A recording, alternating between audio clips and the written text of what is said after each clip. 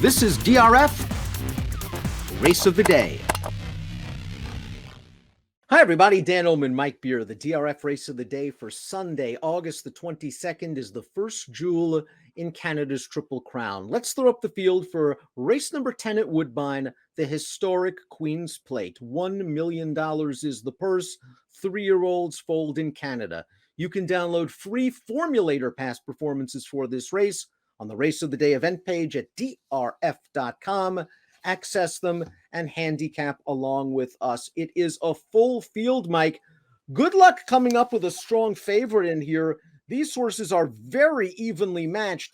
The 8 Keep Grinding is your tepid 4-1 morning line favorite. This horse was 16-1 when second in the Marine last time. Yeah, I mean, listen, as it should be, right? It's $1 million race for the best 3-year-olds up in Canada. This is how it should be, a wide open affair with a lot of different horses who can win. Do you agree with the Timeform US pace projector that insists this race will be run at a fast pace?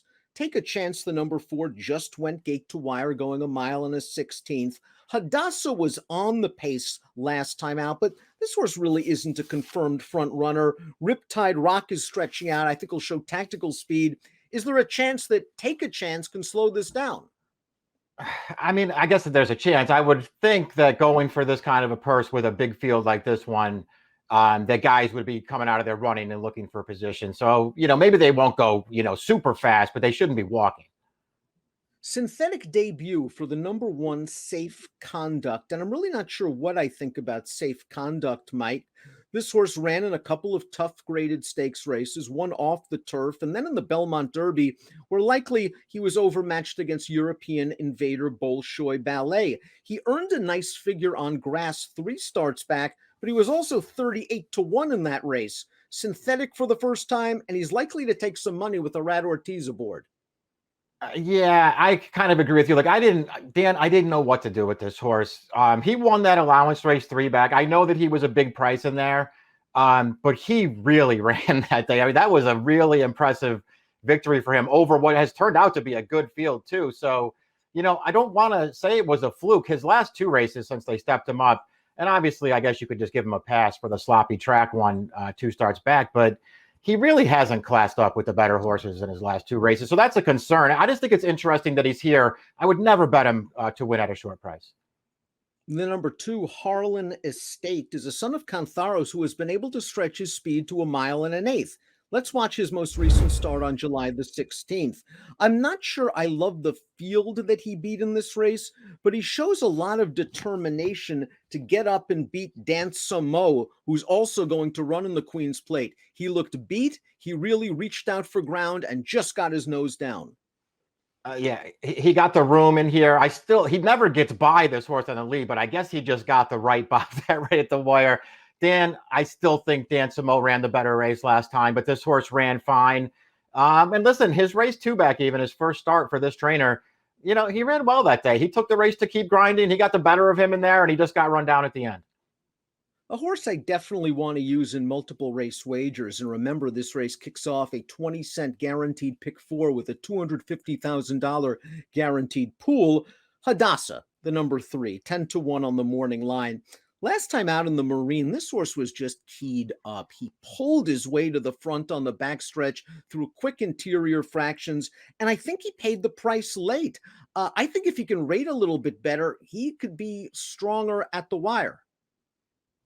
I agree. I'm going to use this horse as well. I liked him last time. I thought that was a good spot for him in the Marine, and maybe you're right, Dan. Maybe he just was a little bit too keyed up early, and it wound up costing him at the end.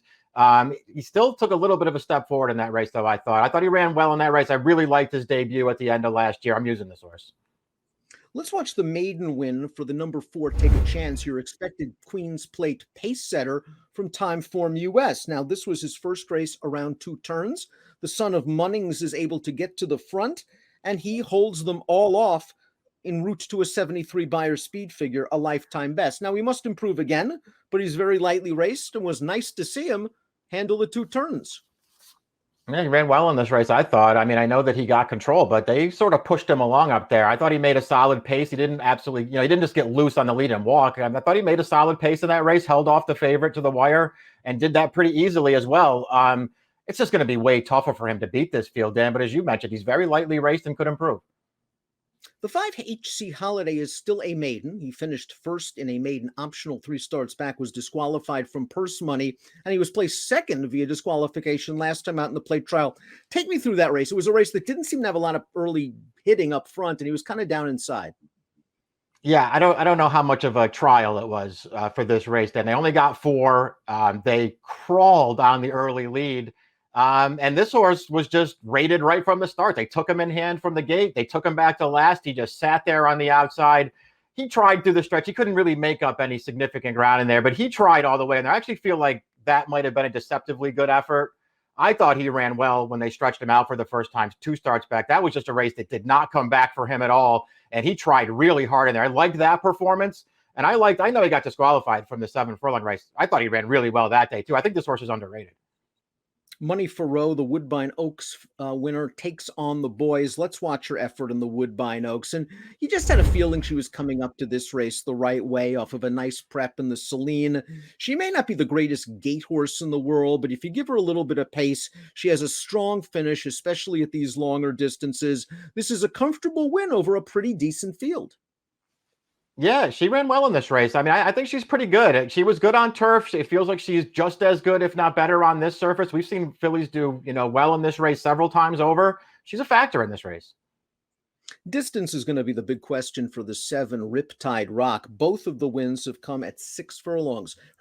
His career debut on turf, and then this race back on synthetic on July the 16th. They're in a big figure for this race. Now he's down inside, and there's nowhere for him to go. He's going to have to alter course all the way out to the 3 path, and once Justin Stein straightens him out, he is able to come with a run, and he blows by these horses. The 88 Buyer is very, very respectable. Whether he can replicate it at 1.25 miles is a different story.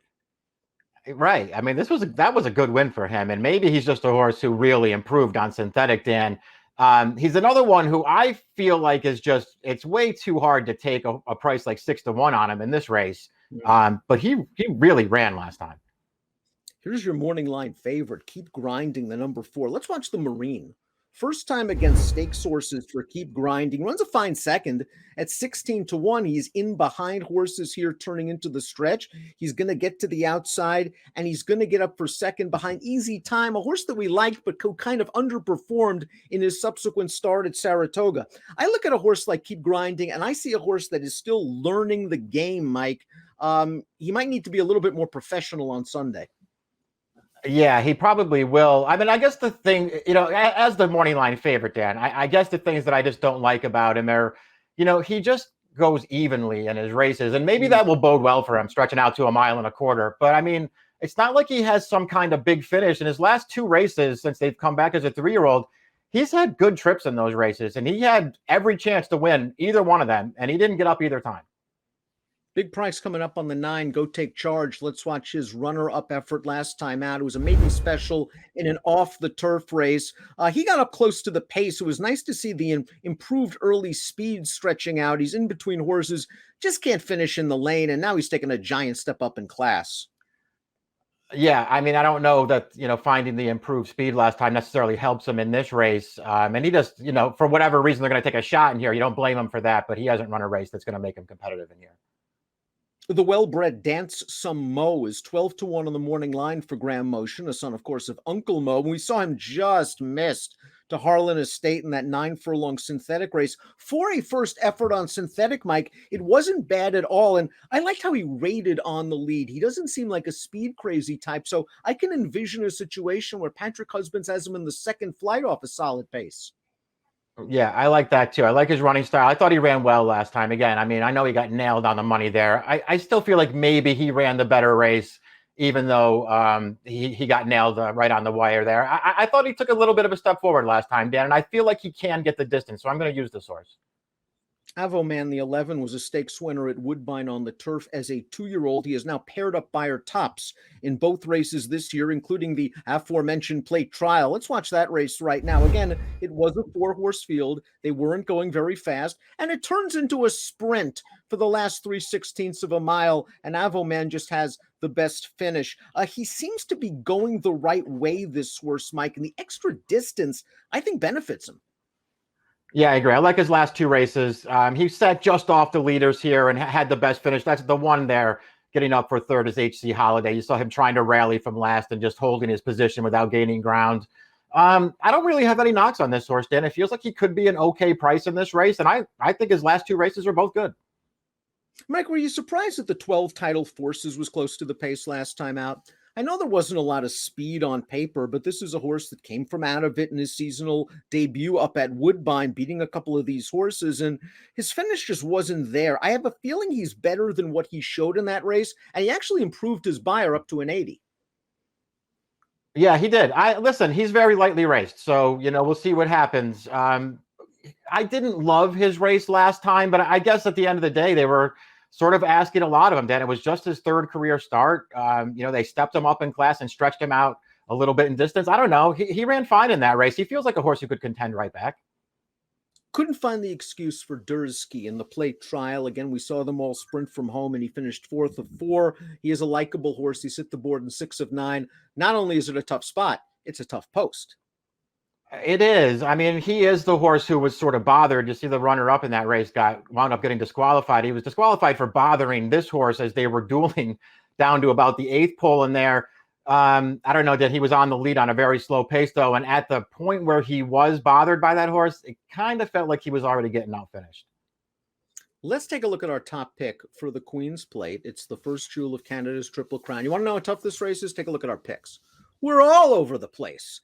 HC Holiday is where Mike's going. He's still a maiden, even though he's finished first, but he's had some tricky trips. And if you look at his figs, they're right there, especially that 81 from 2 starts back when they stretched him out for the first time.